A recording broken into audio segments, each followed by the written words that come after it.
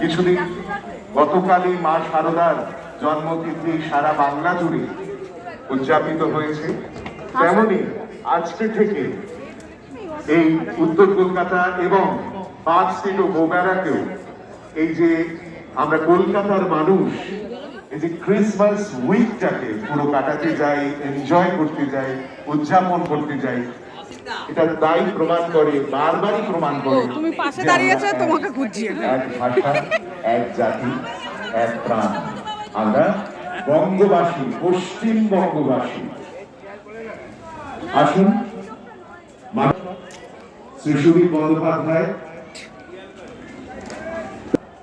অদ্ভুত করিশ্মা, আমার আনন্দের সঙ্গে বলতে পারি, গর্ব করে বলতে পারি, মাননীয় সাংসদের